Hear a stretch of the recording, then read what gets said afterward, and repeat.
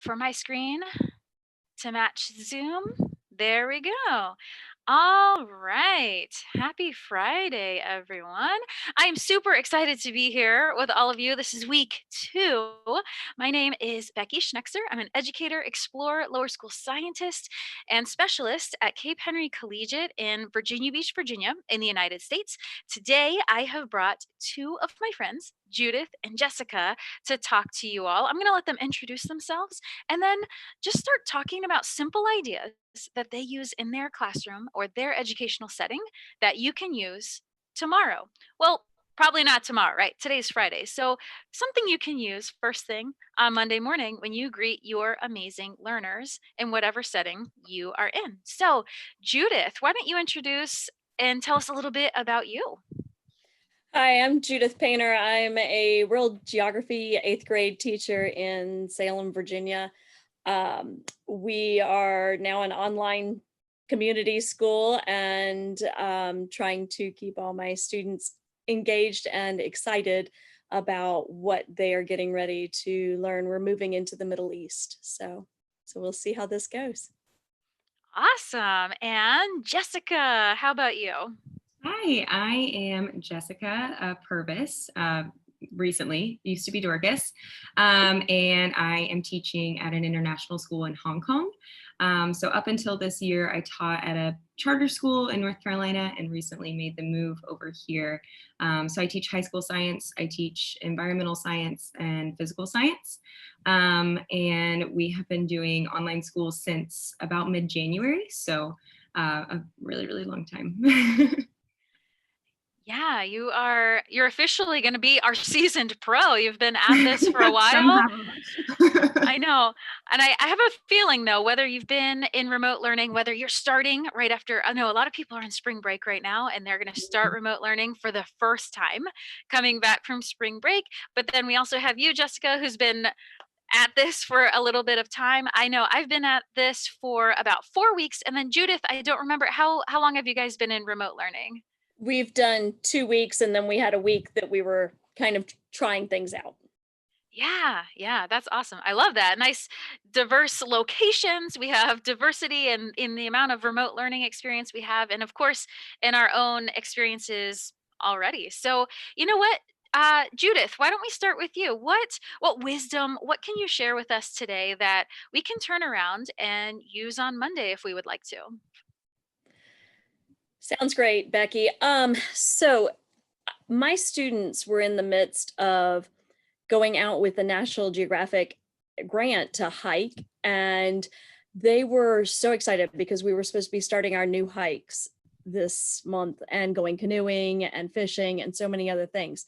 And so I'm trying to figure out a way to tap into that, yet still keep them in a social distancing at their house and what they could do at home. And so this week, I have actually created a project on iNaturalist where I snagged data from all these different people on iNaturalist to cover the North Africa and Southwest Asia region. And then my students are going to fill out a graphic organizer that I snagged from Ditch That Textbook. And they're going to pick 7 species that they think would be really neat or to see in person, and then tell 2 reasons why by filling out the graphic organizer using all this data from all these other explorers around the world. So I figured that should keep them engaged and interested. Yeah, I love that. I call that glocal, right? We're working Yes. globally, but we're focusing on our local. And especially now when we're in this remote setting, it's a little bit different. But I love that you're sticking with that idea and you're just adapting. You're just trying to find a way. How am I going to make this work when we're not in the same space together? And so I feel like my wheels are turning now. I'm like, oh my gosh, this is geography just gone wild, so to speak. You know, you've got geography in each person's separate living space. You've got the Yes. global geography that you're incorporating. And then I love iNaturalist. You know what, Judith, can you tell us a little bit more about iNaturalist for some of our friends that Sure. might not have heard of that before? So iNaturalist is a online platform. You can use your computer, you can use your device, and you go on and all these different people who have made their own accounts have put on information that they have collected in their area of different species, so plants, animals, fish, birds, mosses, you name it, it's on there. And you can search it by region, you can search it by person explorer, you can build a project that pulls from different regions. And that's what I did for my students. You can upload your own. So like several of us, including Becky, have started collecting what we see in our own backyard and on our walks around our neighborhoods and so on, with our stay at home collection, that, you know, there is nature all around us and to be observing it. iNaturalist also has a program that's really good for younger learners that maybe you don't want them on a platform where they're dealing with explorers and other people. And it's called Seek. And it's a fantastic app. You take a photo of whatever it is you're looking at, and Seek will immediately start scrolling through and going, oh, well, this could be a blah, blah, blah. And then the students can actually research and look at it more. And my students loved using Seek and iNaturalist. Oh, that's cool. I've never heard of Seek. That's Oh, awesome. you need to look into it, Jessica. Oh, would that be appropriate for high schoolers, do you think? I used it for my 8th graders just to have an easier way to go about it. Very appropriate. Awesome. So, and then they don't have to create an account or put it on iNaturalist, which tends to be more curated. Right. So they can just quickly look, and it actually will save on whatever device they've got. It will save all their findings so that they can pull it up again. Oh, cool. So, that's really cool. Yeah, now my wheels are turning. Yeah, that's awesome. That's literally what I was going to ask next. I was like, oh, dang, well, Jessica, actually, have you used it? And how might you use that? Yeah, next year I'm teaching a zoology class for the first time. And so I'm thinking, especially, you know, being up here, and so many of our students are spread out, you know, all over Hong Kong. And so we could get some really cool stuff, I think. You know, start building a class database and trying to, you know, organize things. And I think that'd be really, really cool. Yeah, I love that. And the other cool thing, and Judith, you might have said this and I might have totally missed it, but Seek is also great for, it doesn't do the geo tracking that iNaturalist does. So iNaturalist will tell you exactly, oh, Judith found this, she took this picture at these coordinates on this day at this time. And Seek will help you identify species of whatever living thing that you found, but it doesn't say, oh, Jessica took this picture this day at this place at this time. So it's really, really great and geared for people that want some of that geo privacy. So really, really cool. That's awesome. I could see you. Oh, sorry. Just go ahead. Organizing like a bio. Put it on. If you do put it on iNaturalist, you can actually set the privacy settings so that it can't be tagged right to where that person would have been if you want things on there. You can still see where it is, but they can't. If there's somebody else, like if I pulled it up and didn't have your account, I could look, but I couldn't see exactly where it was. Gotcha. So, which is really neat. But iNaturalist, if anybody's interested, if you go to iNaturalist and go to educator resources, they have tons of stuff. And there's some really good stuff for science there, Jessica, that you should go back and look at. Yeah, totally. I've been using iNaturalist. I haven't been on it really since my expedition. And I have really just been slacking in that area. So that's great. There you go. See, we're all learning. We're all getting new ideas. I love it. I love it. Well, Jessica, why don't we switch gears and let's hear from you. What awesome idea do you have to share? Okay, I'm switching gears a lot. I'm gonna talk more like social, emotional type of deal.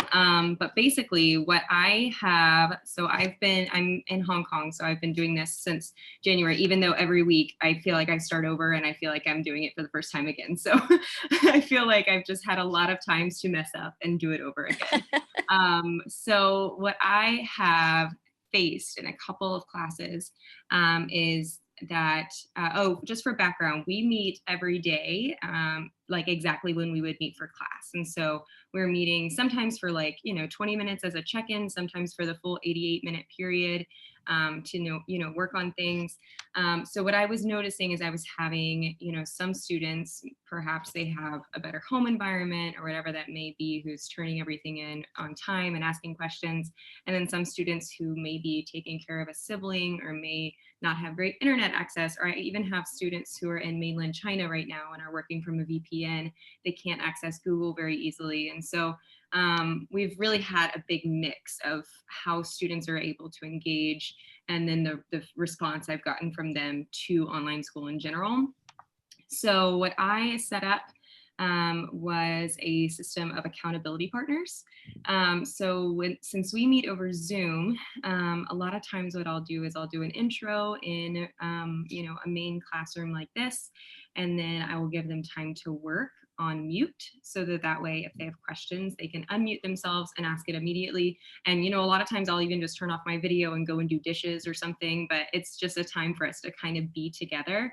And that way, if they need something immediately, they can. And then also that gives me a chance to say, you can log out once you've turned it in, things like that. Just a little bit more, personal responsibility there. But what I've actually started doing is during those times is splitting them up into breakout rooms. And so I have paired them with a student that, first of all, they know, and second of all, that may be in a similar situation that they are. And it has helped them, first of all, just kind of feel a sense of camaraderie again, because there's so much, I always rely so much on group work and things like that. But it kind of just, the way that I sold it to them was say, like, we got to hold each other up. We got to, if you're having trouble with something, this person isn't going to leave you behind. And so even if everybody else has moved on, you two are in it together. And it's actually worked incredibly well. It has made, pacing a little bit difficult because I have maybe a couple of pairs of students that are a couple days behind, but at least they're together, and so the accountability partners has really, really helped them, I guess, feel less isolated. They aren't, they're not doing every assignment together, but if one of them misses something, I can go to that breakout room, check in at the beginning of the period and say, hey, blank missed this assignment. Why don't you guys go back to that together? Why don't you guys talk about that? Make sure you understand it, get it submitted, and then you guys can move on together. And I haven't had anyone say, oh, I want to go ahead and move on without them. They've really come to a sense of understanding and teamwork and that. And it's worked really, really well. So I feel like that could work. I'm not sure about for like a lower school age student, but definitely middle school and high school. And it's helped them, I don't know, it's almost like they're sitting together at a table and they're working together on it. So sometimes when I go into the breakout rooms, they're not doing any communication whatsoever, which I think is fine. Maybe they don't need that, but sometimes they're really working through problems together. And if someone's having a lot of trouble with something, the other student can say, hey, this is how I approach this assignment. Maybe you could use this website or whatever that is. And it's been a really, really positive change. I love that. I love the use of the breakout rooms. That's something that I knew because we're using Zoom as well when we do our synchronous time together. And that was something that I've used with adults. Like we use Zoom all the time to do video conferencing or different meetings and breaking off into groups. So I knew that was something I wanted to use. And I love how you're using it for that social emotional component because that's so incredibly important. The academics, and I'll say this every single time that I talk to anyone about remote learning, the academics don't matter if the students don't feel like they are a part of the team, they don't feel that they're loved, and they don't feel safe, and they don't feel like they're valued. It's just like the first day of school. You don't hop in the first 5 minutes of class and the first day of school and say, all right, here we go, math lesson number 1. You're like, no, you build those relationships. So I love that you're not only providing time for those relationships, but it's a continuous thing, and you're using the breakout rooms. So, and like you said, they might not be talking. It might just be someone's in this room with me. They're not sitting next to me like they would in my classroom, but I have that camaraderie. Or if I need someone to talk to or I need assistance, here I am. And I love that. That's what I like to do. I do a mixture with breakout rooms and random teams, or sometimes I assign the team for whatever reason it might be. But I love that. I love the ability to break them up just like you would in the classroom, because there's like rarely a time when I keep them all together and like, okay, this is what we're doing today. Like, no, we jump right into something or some sort of communication piece. I don't keep them all together in one room. Exactly. I know. I found that really awkward to keep them all in the same room and just like watch them.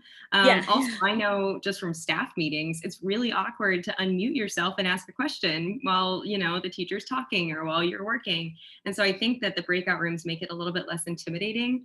So if they do have a question, what's great about breakout rooms, if you are unaware, is that there's an ask for help question or button. So if they're all broken up into their groups, they can ask for help, and then you have a queue to come into their room. But otherwise, I just pop in and out of the rooms.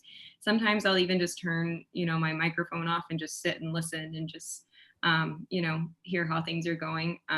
But again, I think that it just kind of breaks a little bit of the awkwardness. It makes it a lot more personal and less, a bunch of bubbles on a screen that you have to, get around. Yeah, that's awesome. Hey, Judith, when you guys are Yes. doing synchronous time or just time when you're live together, what platform are you guys using? We're using Zoom, but it's Okay. not required to, Yeah. if that makes sense. So we are in a situation where they've set it up and said, okay, first period will meet, they've got a schedule over 2 days that hits all 7 periods and a club or period or sports if anybody wanted to meet for any of that. And so my problem is like last week, I had a couple of Zoom sessions and they were optional at 9 a.m. in the morning. And most of the kids were still asleep. Mm-hmm. That's what I'm finding with middle schoolers. And so I'm kind of trying to figure out, okay, how can I pull this off? Because I love this idea. And my wheels, like you said, Jessica, are churning, going, how can I pull this off? And it may just be for me that maybe they don't have a specific partner, but it's whoever shows at that time, partner them up. And that I think would work. Mm-hmm. Because I really like that idea to let them sit and chat and figure out kind of, I'm struggling with this. What did you do here? That type of thing. Mm-hmm. Totally. Yeah. And I actually haven't, at least if they are, they're very sneaky, but I haven't had any cases of like, even just sharing documents or sharing screens or anything like that. It's honestly been maybe the most true collaboration work I've seen, which is kind of crazy. But yeah, we had the same issue. I feel like every week up until the last 3 weeks or so, we've had a different approach to online school. So the first week we had just office hours from 9 to 11. And so that's just when you were like glued to your computer.